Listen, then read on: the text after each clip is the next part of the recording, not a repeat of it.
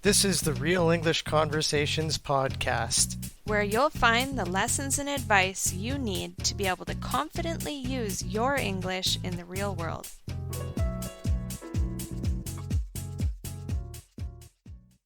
Hi, everybody. This is Amy from RealEnglishConversations.com, and today I have another lesson for you. We're going to be talking about consistency and how we can use consistent learning to really help us to reach our goals sooner. But with consistency, this is one of the easiest ways to see faster progress in a easier way, honestly, but it's also a very, very challenging habit to develop. So even though it's easy, it's kind of hard. And that's why we're going to be talking about this today. Just to remind you quickly, we are in the middle of a 4-part podcast series, and this is lesson 3. So if you have not listened to lesson 1 and lesson 2, I strongly recommend going back and listening to those before starting this lesson. It's going to make a lot more sense what we're talking about today. In lesson 1, I was talking about restarting your English learning, whether you've been stuck or maybe you've lost some of your language level. We'll be discussing that topic and how to get started again. And the lesson yesterday was about how to navigate this process, this path to fluency, we could say, between intermediate to advanced and beyond to fluency. This is a really complicated part of learning a language, and the advice that we receive comes from everywhere. And it's easy to get lost and confused and stuck at a certain level with a certain problem for a long time. So I have some really valuable tips that can help to get you unstuck. So make sure you listen to that one. So let's get started with today's lesson. One of the biggest problems that students face, especially when they're trying to learn a language on their own, and by that I mean that you're not attending a school or a specific course with assignments that a teacher is giving you that you need to complete by a certain time. When you're studying on your own, let's face it, you're alone. No one else knows what you're doing or what your goals are. They don't even know if you're studying. And that makes it extremely easy to skip a day or 2 or 10 and tell yourself that it really doesn't matter if you miss a day because reaching fluency is going to take several months or even years, so missing a day or 2 doesn't really matter too much. And trust me when I say, I know this way of thinking. Because even though I teach people how to be consistent and work with them constantly to help find a plan that's going to work with them in their life, this is something that every student struggles with, including myself. And I'm going to explain the consequence of that when we look at what happened to me specifically, the language expert, in this year in 2020. So there is one thing that I commit to, and it is taking lessons with a teacher twice per week. And I've been able to maintain this for most of the year. I've missed a few days every now and then, but I really try to show up at least for my 2 lessons per week so that I can practice. And what happened there was at least I practiced a little bit, but because I wasn't practicing more days than I was, it led to me losing my language level. I had went down an entire level over the past year, probably going from a C2 level, which is upper advanced, down to a C1 level. And I'm, of course, disappointed about that, but I know exactly how it happened. I was so busy, I wasn't able to do anything else between my lessons. The only thing I could do to just try to maintain a little bit of my level was to show up to these 2 lessons per week. And the result of that was having a gradual movement backwards with my communication. And now I know that I'm going to have to be more committed and more consistent if I want to see that progress coming back again.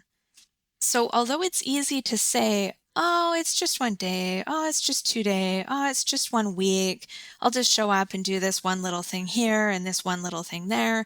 If you do that too often, you can actually have a very, very big loss over a period of time. And I don't want that to happen to you. So let me give you my top tip, the thing that motivates me to be consistent and to study, even when I don't feel like it. And this is something that you can definitely use to try to be more consistent with your own studying. The solution is have another person involved in your learning. Okay. As you noticed, I showed up every single week, 2 lessons a week, regardless of how busy I was.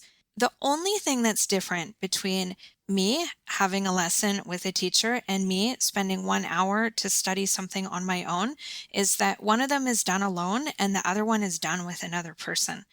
And if we look at that, it really shows the power of working with another person, because if we don't show up to that lesson, we are going to be letting that person down. They're going to be disappointed. And this is really what drives us to do things that we don't want to do, especially when another person is involved. This is a classic example of people that want to start an exercise habit. It's good to have somebody that can be your gym buddy. When you need to go to the gym, they give you a call. You're going to be at their house at 6 o'clock. And whether you want to go or not, you put on your shoes, you put on your exercise clothes, and you grab your bottle of water and you go to the gym. Why? Because your friend is showing up. And if you're not there and you're not ready, that's going to be really disappointing for your friend and a little bit annoying. So you don't want that person to feel that way. These emotions and the responsibility that we feel to make other people happy and to stick to our commitment is something that we can use to help us with our language learning as well. I have an exercise that's really going to help make this clear for you and to see how much of a difference it can make when you have somebody else involved in your learning.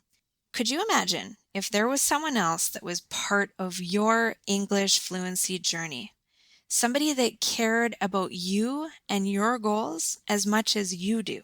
And they notice when you aren't studying or practicing as much as you said that you wanted to. Maybe you told them you wanted to study 3 or 4 hours a week, 5 days a week, something like that. And when they sent you a message saying, hey, how's it going? You have to say, I didn't get to it. It was a busy week. Or, yeah, I did it. Right? But you have to make that decision. And one of those answers feels really good. And one of those answers makes you feel a little bit bad and makes you think, oh, I really need to get serious here and to try to be more consistent with my studying. I know that I'm doing this for myself, and I really appreciate the energy that this other person is putting into me because they care about me. They're making sure that I'm staying on track. I don't want to let them down. That's going to give you that motivation to at least try to get back on track. Let me just tell you something. You know that situation that I just described where somebody checks in on you? This is exactly what I do with my students that are in my fluency programs. Why? Because I care. I care about you. I care about your goals. I care about the reason why you're learning English, because this is important to you. And I know that when you sign up to learn with me, it's because you believe that I can help you to get to your goals. Let me give you an example of what happened this month during December. We have a program called the Stay on Track Goal Setting Program. And this is a form that you fill out at the beginning of the month, and you say how many days and how many hours you want to study each week. 2 weeks later, I'm going to send out an email asking you how things are going. And you're either going to respond with, yeah, everything is on track, all good. Or you're going to respond saying, no, not really, it's been busy at work, or some other excuse. Or you're going to completely ignore the email from me. And To your surprise, you will find 1 week later, when I get a reminder to check and see if you sent me a reply, and I see that you have not responded yet, I am probably going to send you a voice message to ask you how things are going. And this isn't something like you're in trouble for not sticking to your goal. But the message that I'm going to send you is going to be something like this. Hey, I sent you an email last week asking if you needed to update your goals. I didn't receive a reply from you. Is everything going okay? Have you been able to study the 3 or 4 hours a week that you wanted to? Because I know how important this is for you to continue to make progress with your English. If not, send me a message back, let me know what you're stuck on, and I'll try to help you to get back on track. I want you to think about that for a moment. How motivating would that be for you? Would that be enough to get you back into action? Or if you really didn't know how to find more time, would you ask for help, especially if someone is there ready to give you the assistance that you need? Honestly, this is something that is huge. And every single one of the people that is in our fluency program that has received a message like this has been very, very grateful because they recognize that, yes, this is something that I want to do. Yes, I need to find time to do this. Thank you so much for sending me the message. And it has given them that motivation and that focus to get back on track really, really quickly. This is something that is really unique. It's something that I really don't think any other websites are doing. Maybe they are, but it's very, very uncommon to have somebody who joins your program as a student that isn't forgotten about. You're not just a student to us, you're somebody who's learning with us, and we're going to notice if you're a little bit off track. This doesn't mean that we're going to do the learning for you. You're still going to have to do your part. You're going to have to be committed. You're going to have to do the exercises. You're going to have to practice. If you want to see the progress, you're going to have to practice. But we're here to give you that support and consistency that you need in that moment where you need it the most. On that note, I just wanted to mention one more time that we do have our New Year's offer running right now. If you missed the news yesterday, this is something that's going to give you unlimited access to language coaching from me. You and I together, we're going to work through every one of the major obstacles that you're facing right now to help you get to the next level. Whether you want to work on something maybe with feeling shy when you speak or low confidence, or you want to work on a specific skill like being able to listen to movies and TV shows without needing to rely on the subtitles. Whatever it is that you really want to see big progress with over the next 3 months, I'm going to work with you, give you activities that you need to complete, and specific advice to keep you on track. And you're going to be part of our premium fluency programs.